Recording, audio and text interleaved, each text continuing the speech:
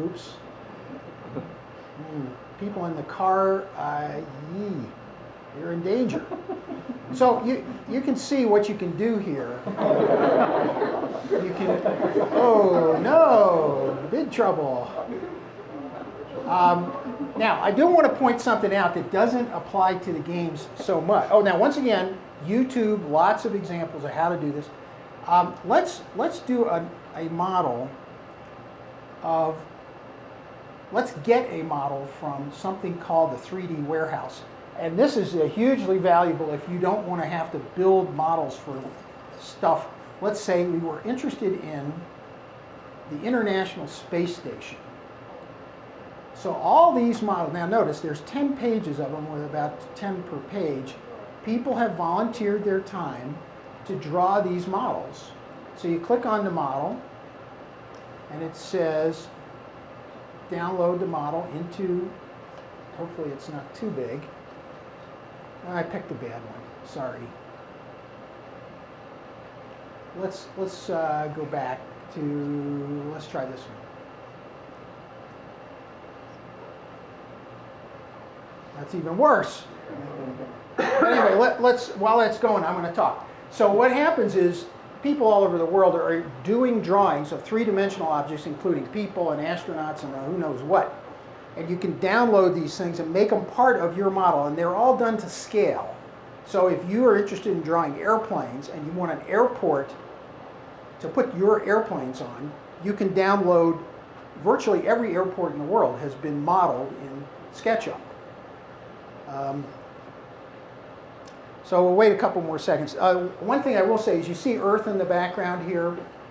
This model might include a scale model of Earth with clouds and oceans and so forth. There are lots of examples of models of Earth in the 3D. Okay, so yes, in fact, you can see there's. Now this happens to be a flat picture. You can put these kinds of things on.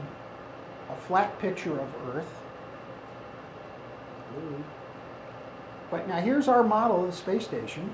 I don't know how good it is, but it's not too bad. And you can, if you decide that you want to move the pieces around and redesign it, you can edit. So you can essentially break apart this product, this object, and delete that piece or this piece and so forth. So that's always fun to do. Now let me find you an example of something I do want to show you. Astronauts. This gives you a sense of, so far I've only illustrated cubes and spheres and so forth. Here's an example of a pretty well done astronaut. You can see the shape of the head and so forth, and you can control, this is a component, remember it has this blue boundary around it, and if I want to edit this, I can say, for example, get rid of the visor. And so you have some control here. Keep in mind what you would say is the quality of this. Would you confuse this for a real person? Because when we talk about Blender, I'm going to show you an example of an astronaut, and I think I can convince you can't tell that what I'm showing you is a photograph of a real person or something made up like this. Nonetheless, all this kind of stuff is available for free in the 3D warehouse at Google SketchUp. And so if you guys are interested in designing your own spaceships and you want to put astronauts and dogs or whatever in them, this is the way to do it. You build your model of a spaceship and then go to the warehouse and get what you need to make it something you're interested in. Okay, let's see what I've forgotten here. Oh, yes. So what I want to show you now we're still talking about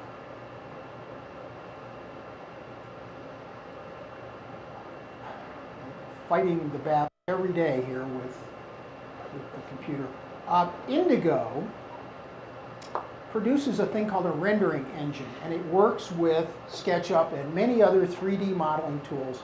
And I wanted you to see this. This is a SketchUp model of a room. On the left, that's what SketchUp produces, and that's pretty good. I mean, if you wanted to use that to talk to your architect, that wouldn't be too bad. So it looks like that. Now, if you render it with this tool from Indigo, you get this. And these renderings can take a long time. This particular one took, I think, about 20 hours on a conventional dual core process computer. And the reason it takes so long is the rendering of this interior space depends on the lighting conditions outside. So for example, if you choose cloudy conditions outside, it changes the way the shadows form on the window over here and so forth. And so a rendering, you have to define all the conditions of the lighting, both interior and exterior, but you end up with something this authentic looking. And this website, and this is in my script, so you can look at this yourself, has many, many examples of how this rendering engine produces very high quality images. Is there a tool for going the opposite way, taking a photo image and turning it back into wireframe? I don't know of one for doing that. It could exist, and the way to do it is get involved, get on YouTube, or go to all these tools have user forums and pose questions on the user forum, and you can get advice on how these things work. And do these tools produce background code that you can then go into and work with, or no, it's pretty much just what you see? I have not done that. I know you can, and I should have mentioned, when you're looking at this kind of a model, like the earthquake model that we were looking at, all that animation here that's in these tools is done in something called Ruby script. And the Ruby script's running in the background, and you, if you want to extend what's being done, you can use Ruby script to add to what SketchUp is doing. And there's tons of information in YouTube and other places at the user groups on how to do that. Most people don't, and I'm not competent to do that, so I don't go there. But there's just a tremendous amount of capability you have. And you can see the result here. People, let me see if I can't, oh, here's what I want. Ramp and ball. All right, so if anybody sees ramp and ball while we're snooping around here, let me know, because I want to show you this thing I invented with a ramp and a ball. Let's see if I can. Tell me, up, down, where am I going? Down. Ah, excellent. Thank you.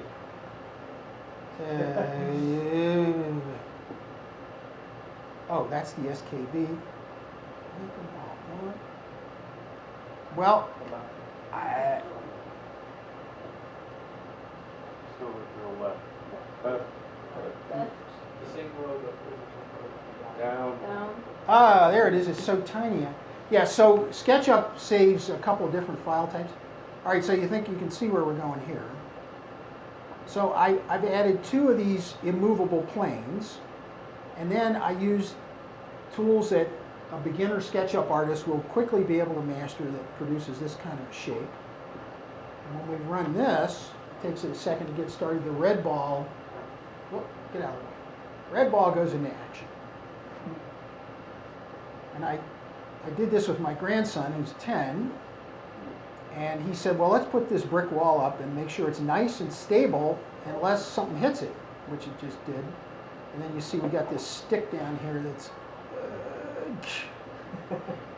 and that falls to infinity. So it takes no time, and kids learn to use this stuff real quickly, and I recommend they get a copy of SketchUp and download. Now, separate download for Sketchy Physics.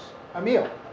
So are these results repeatable, or is there some randomness associated with it? So if you run it again, is the same exact thing going to happen? Yes.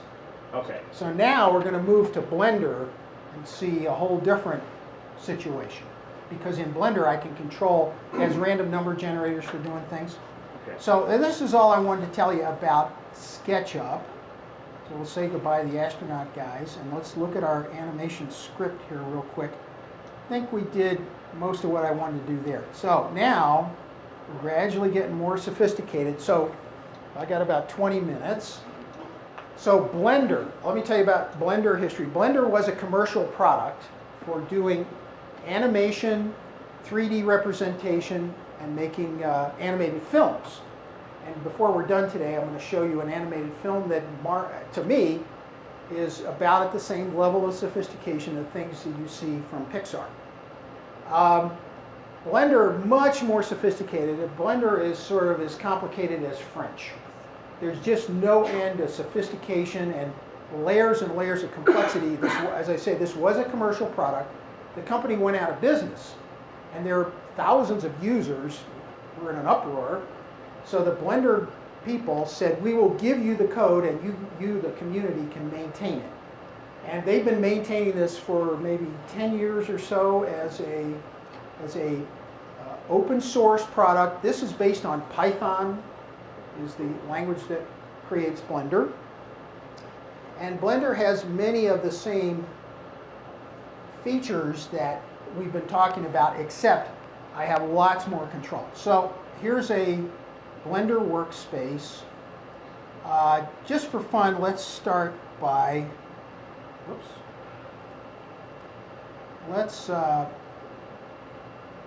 let's get rid of him. And let's add a plane, and we'll scale it up.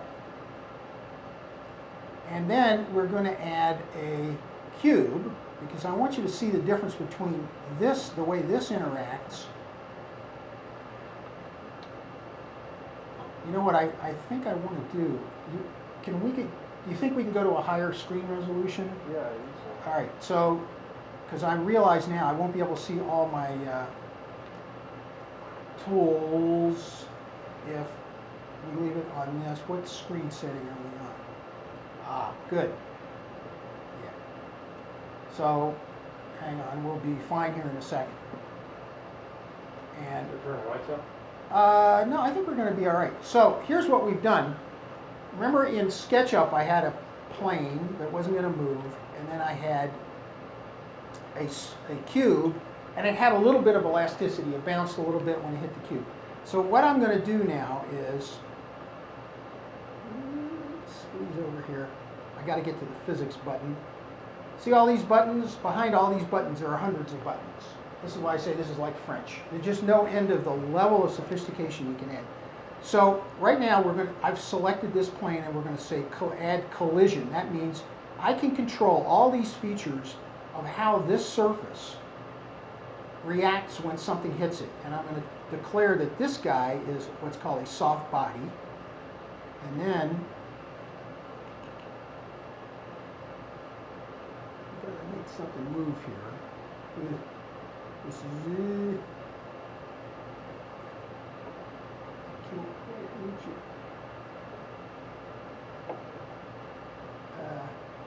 Almost there.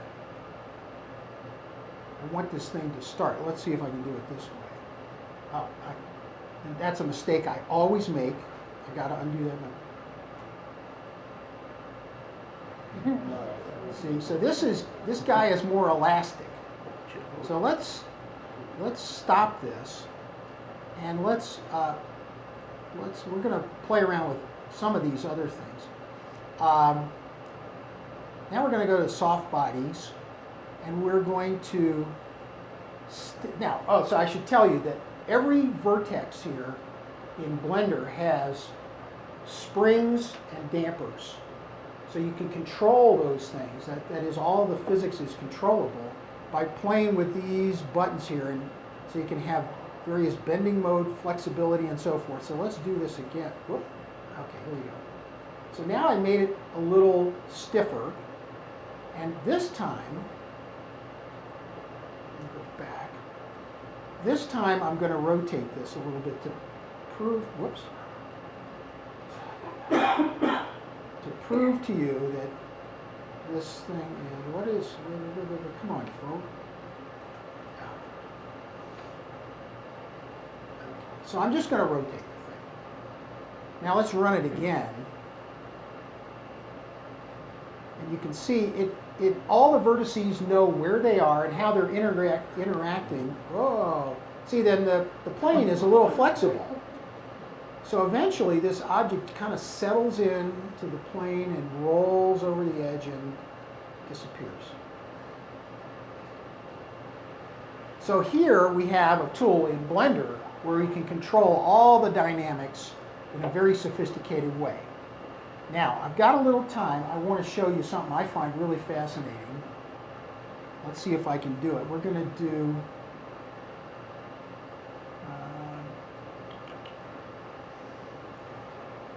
actually, let me do something. So just take a second. I want to set this up a little differently. Okay, so this time what we're going to do, let me think to make sure I do this right. Okay, so we're going to use this post. It's a little awkward for what I'm going to do, but it'll work. And we're going to add a plane, which is hidden in the post. There it is. And we're going to swing this around and rotate this kind of like that. And not quite what I want, but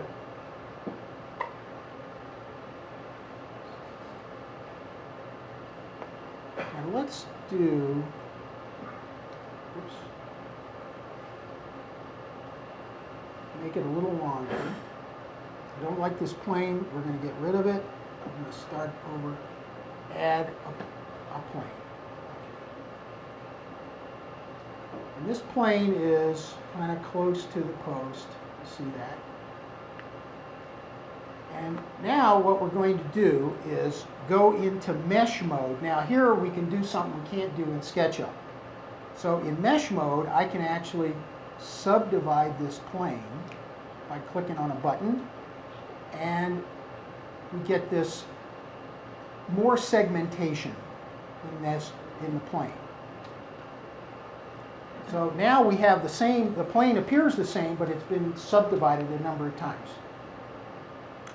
And just for fun, let's color this. And there's enormous amount of color control here, including all kinds of optical controls, so you can make things transparent, do ray tracing, and so forth. So we'll do that, make it a little bit red, and you'll see why in a second. Okay. Now, we're going to join these two pieces. So now we have one piece that includes this post and this plane. And we're going to go into mesh mode again. So this time, we're going to select the post, and we're going to select some of this, and we're going to select some of this. I am struggling a bit here because the screen is kind of awkward. And we're going to do what is called a vertex group. And so now we have done that. And we're now going to go into our physics tab, physics, and we're going to declare this a cloth. And we're going to do something called pinning. Okay, so now we've got a post and a plane that's cloth. Come back. Oh, I know what the problem is. Let's make sure that I check the pinning box. Okay. So now we have something, and if I rotate this, the little flag flips around. You know, if I rotate, imagine that the post is kind of like a flagpole. And you can kind of see little squares that are correspond with the subdivision I did. So you can see it kind of shape that around. Now here's the cool part. Let's add a force field called wind. And let's see if I got my wind vector under the flag. I don't know if you can see, but ignore the colored, the red, green, and blue tell you dimension, but there's another little arrow there pointing upward, and that's the direction the wind is flowing. So let's start our model. The flag just droops. And let's turn up the wind. Now, it's got to finish looping. See, it's looping through here. And if we turn up the wind, and now you can see the wind is lofting the flag.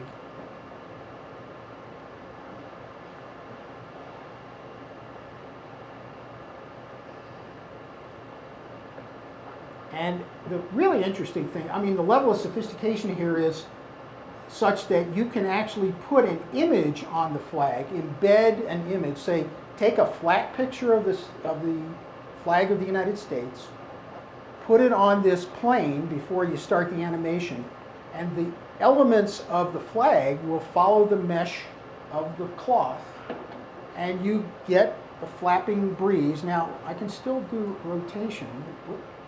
Let's select this. I can do rotation. And, well, you can see that it's kind of, I've got enough wind force to loft the flag. Okay, so let's stop that. Okay, any questions about that? Lots of things you can do here. So now let's start a new file, and let's this time look at fluids. And I should say before we're done, because I only got 10 minutes, that in Blender, let's take a look at the physics tab, and you see we can do cloth, fluids, smoke, and included in smoke is hair. And actually, let's do this, since I don't want you to miss an opportunity to see what can be done by the good guys. Let's take a look at some things done by Blender people, real artists. This is totally synthetic. This was done with Blender, and I mean and they have a contest, ongoing contest for people who are graphic artists who want. Well, I didn't want to do that. Where people are challenged to produce the most realistic looking thing they can. And one thing, I'll cancel, go away, stop. I apologize, because it's never run on this machine. All right, let's try this. Oh, okay, it wants to open it in Photoshop. That's a totally synthetic representation of a gorilla. And I told you about the astronaut. And if you just show that to somebody, there's no way to tell if that's not an actual human. She's called Rocket Girl. So if you look in the Blender, blender.org has an infinite number of training things and examples. Now let's look at some animations people have done with Blender. I think you'll find these amusing. Let me find one that. Oh, okay, this is a good one because it shows a lot of different things you can do with Blender. This, you're going to see kind of a scary looking bathroom. And everything here has been rendered in Blender. It's to show you what is possible. Oops. So right away you see, I'm not doing anything. This is just to show you that if you move lights around, a spotlight can illuminate a corner or whatever. You can change the camera view, and you see it's got multi-layered texturing, so you got cracks in the walls and so forth. And we won't let it go too long because I want to show you other things. And then you have, and watch the text that's coming on the screen because it shows you the features that they're illustrating.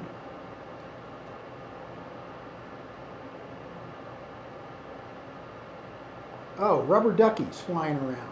And you can have these so-called dynamic shadow maps. That is, when you move a spotlight, it dynamically projects shadows and reflections like you're seeing here in this dim bathroom. And you have animation with soft bodies like we did earlier. And now nobody's controlling this. They project this soft body into the tub, and the physics that's built in makes the the rubber duckies interact with the tub. Oh, you can do out of focus and depth of field, like a real camera does. And this video goes on for a couple more minutes, illustrating other features. Let's do, I forgot about Boids. Boids are in the category of smoke and particles, but they're controlled by physics. So while this is launching, I'll tell you what that means. Let's get rid of that. Boids is a euphemism for birds. Oh, it doesn't want to play that. Well, anyway, if you go on YouTube, you'll be able to find Boids where you have particles that represent, say, prey, and you can have objects that are predators. And you can build in the physics you want for what diversions the predators and the prey used when they're interacting. And birds can chase other birds or insects and so forth. I'm disappointed that's not working. Let's do fluids, because this is very impressive what you can do with fluids.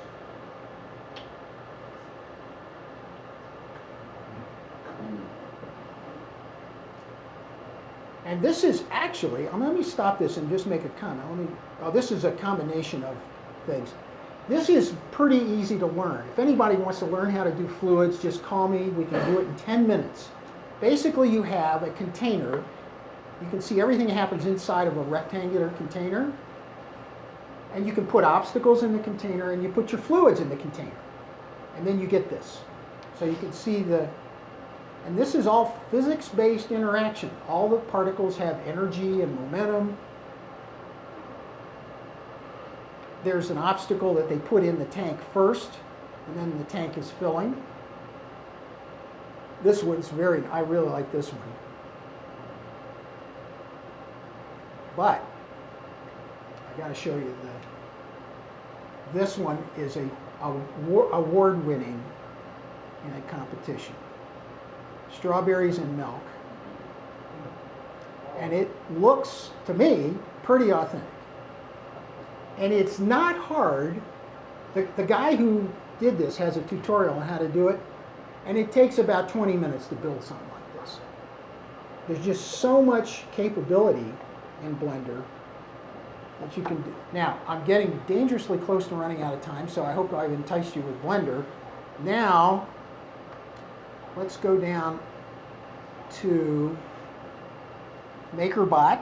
This is something that Charlie Necker pointed out to me. This is probably, I have never created with MakerBot, so I don't know how hard it is to create things. But you can,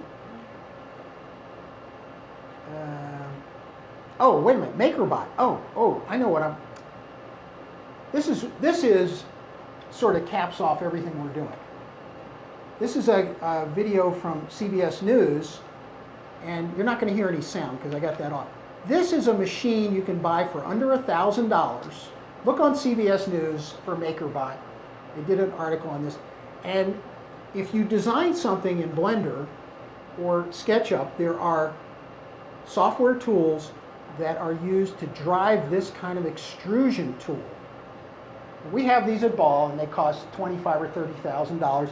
This one you get for under $1,000 as a kit.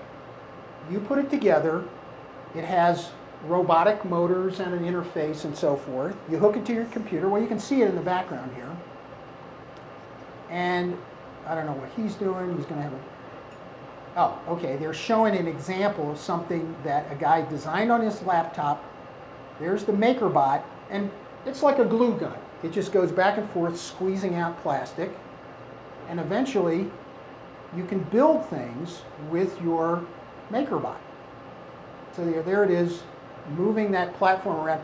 And these are people who, at schools, for example, who've bought a MakerBot for the school and have the skill to do a design of something in something like SketchUp.